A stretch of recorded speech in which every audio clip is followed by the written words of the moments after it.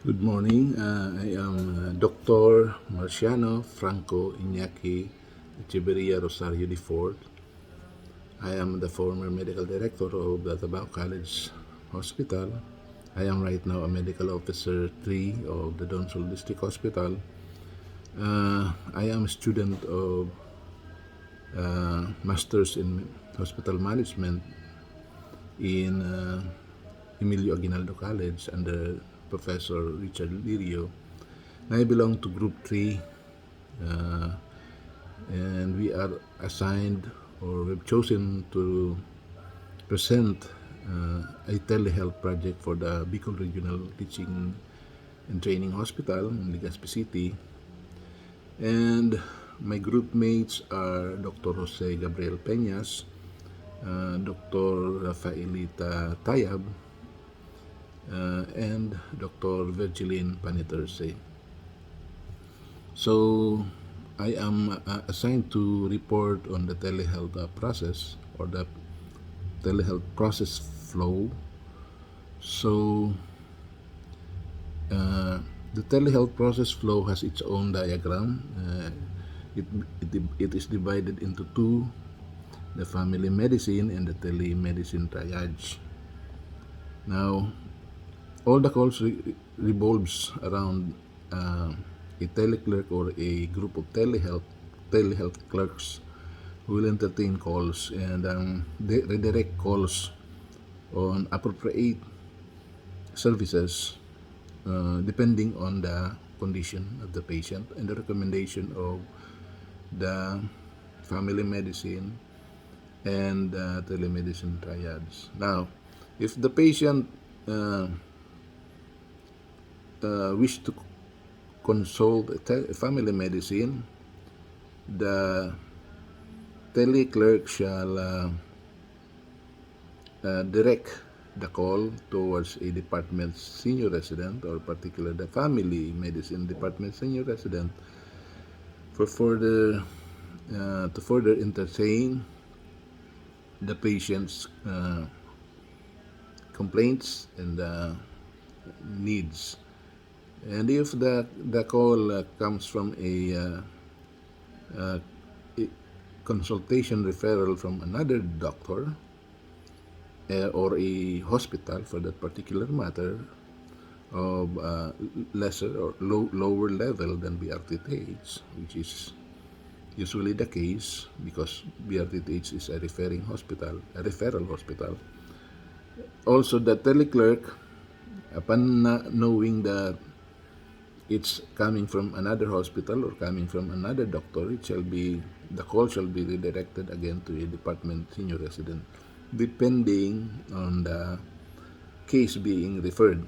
If it's a surgical case being referred by another hospital or another doctor, naturally the teleclerk will contact and redirect the call to the department senior resident of surgery. So that's how it operates. Now, once the department senior resident of a particular service, whatever service, the multi-services hospital is entertained is or being processed already by the senior resident, then they may end the call. The teleclerk may end the call, entertain another call for that matter. So that is the process flow or the telehealth process diagram of the telehealth project for BRTTH. So to continue, we have the telehealth, the general policy of the telehealth department. Each department shall be given a dedicated cell phone line which will be in custody of the senior resident. So each services for that particular matter, major services, medical services of BRTTH, they all have their own senior residents because they are training hospitals. So usually the senior residents are the fourth year or the last year of training of a particular specialty. If it's surgery or pediatrics or internal medicine or OB or even anesthesia or radiology for that matter. So each senior resident shall possess a hospital authorized cell phone to each senior resident. They shall be responsible of that particular cell phone, and they shall be responsible for its keeping, securing, and endorsing to the next shift senior resident. They are responsible for taking care of that particular mobile device. Number two of the general policy, telemedicine triage, and teleconsult phones shall block all incoming calls and texts that is not related to consultation or health consultation, except those from the teleclerk and family medicine numbers. So they have a form of exclusivity. They shall only save numbers from the teleclerk. Remember that these are phones being kept by the senior resident. They shall only have numbers from the teleclerk and of course the family medicine. So all department phones shall be open to telemedicine calls and teleconsult referral calls from family medicine doctors. So that's how we uh, appoint or assign calls authorized only for that phone being kept by the senior residents. Telemedicine triage shall be in custody of TeleHealth cell phone after teleclerk office hours. So, telemedicine triage, it shall be the teleclerk or the telehealth department who is responsible for keeping it or being a steward for that particular cell phones. So it secures other unnecessary usage of those phones. Remember that those phones are exclusive for health purposes. So instructional policy, upon receiving message from Messenger, Facebook, Viber, email, etc., teleclerk shall ask for the client phone number and instruct to wait for a return call from the telehealth phone number. So the patient from external source shall have many ways of contacting the department, BRTTH hospital. They can use the social media, the Viber, the Messenger, and a lot more ways that they can contact BRTTH. However, they will be required to give their own single personal number for more authorized instruction and calls. So the patient must provide their own phone number. The patient also is expected to possess their own personal phones.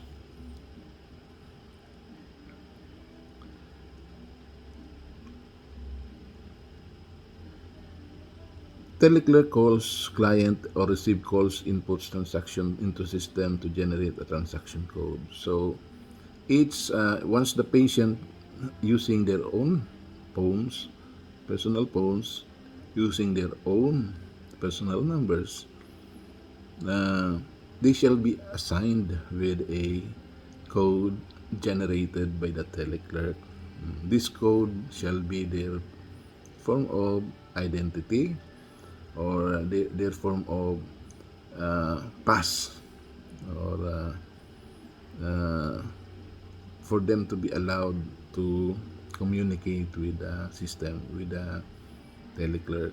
So they must memorize that particular code or write it up in some paper so that they can not forget it. And they shall be inquired to about that particular code so that they may be able to properly communicate with the teleclerk. Instructional policies. Teleclerk greets caller and inquires as how BRTTs can help. A simple thing like any other form of uh, telephone conversation. So how can we help you? This is BRTTH, something like that.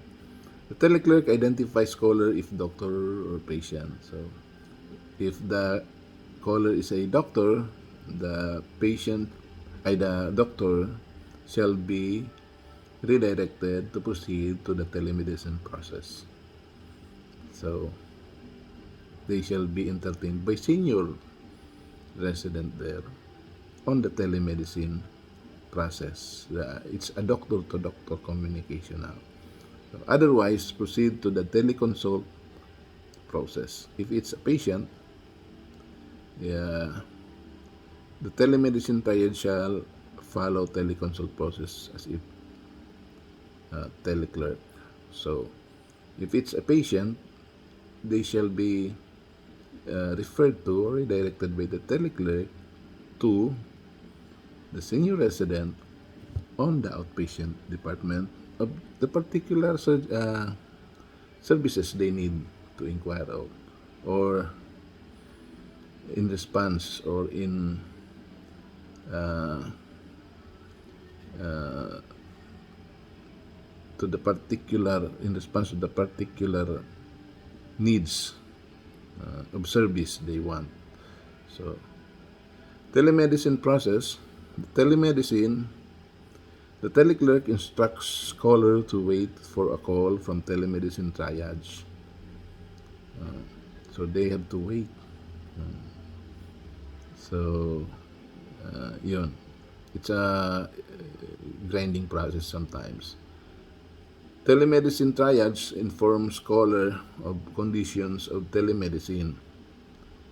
You will be informed about privacy and confidentiality, laws including cybersecurity and consent. Because of unsecured lines, we cannot assure you of the confidentiality and privacy of this call as you wish to proceed. So, we have disclaimers. We call it disclaimers.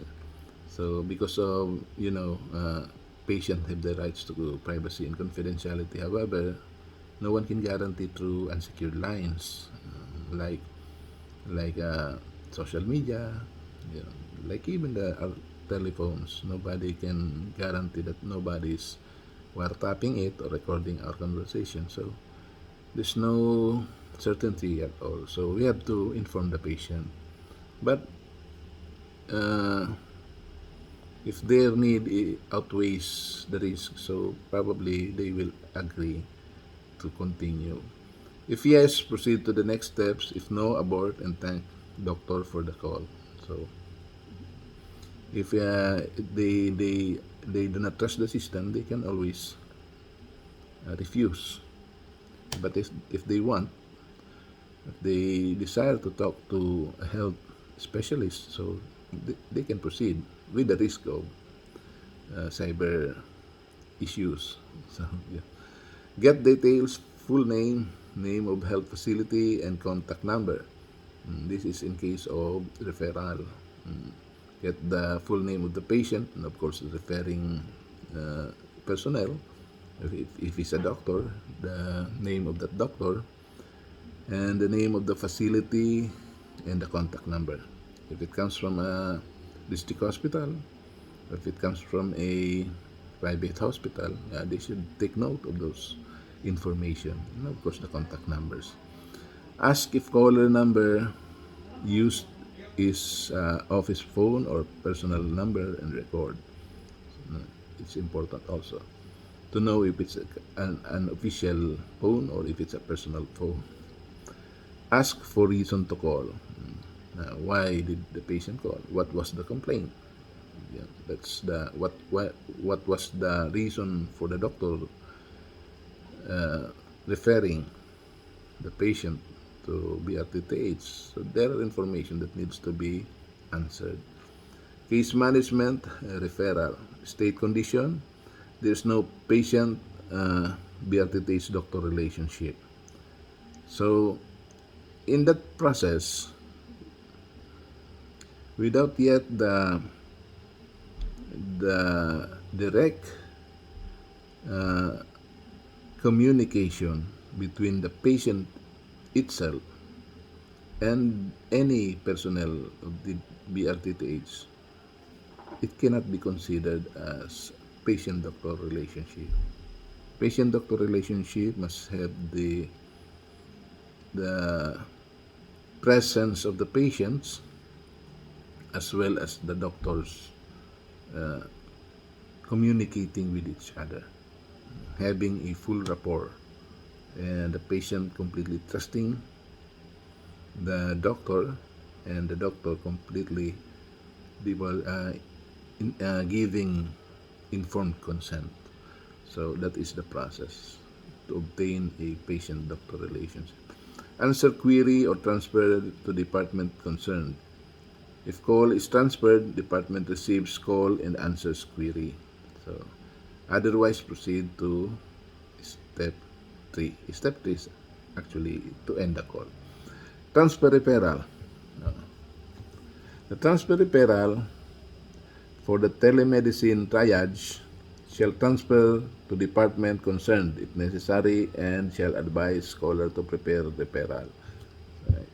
So if the telemedicine triage shall transfer to department concerned, the triage or the telehealth clerk triage shall assess the patient or the concern and determine what particular specialty it shall be referred to. So if it's concern of surgery, then it shall be referred to the particular department. The telemedicine triage or department shall give caller transfer referral.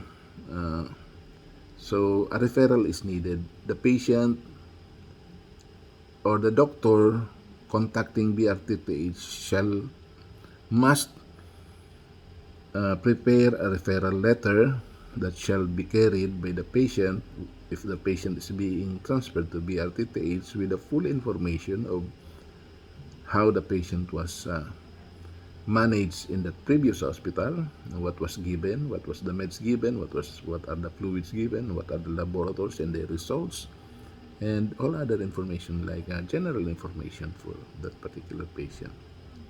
So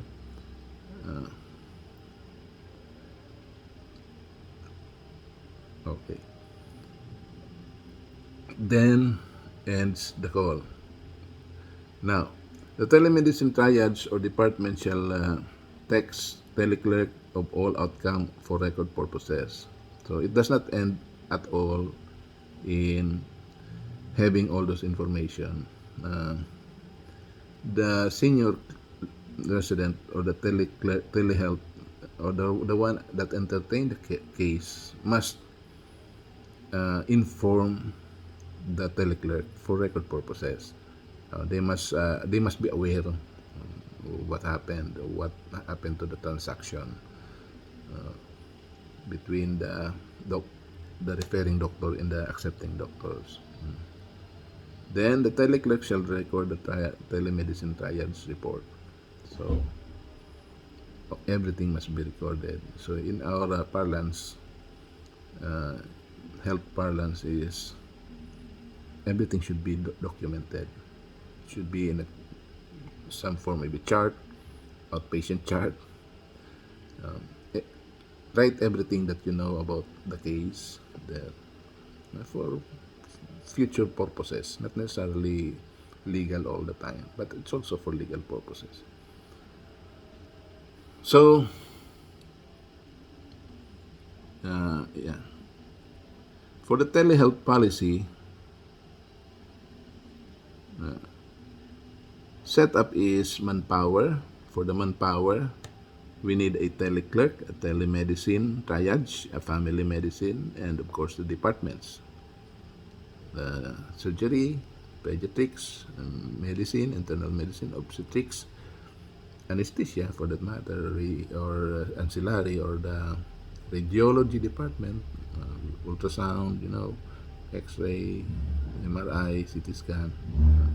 For the facility, space will be on the second floor of the OPD building. That's a large place to be. I've been in that place already.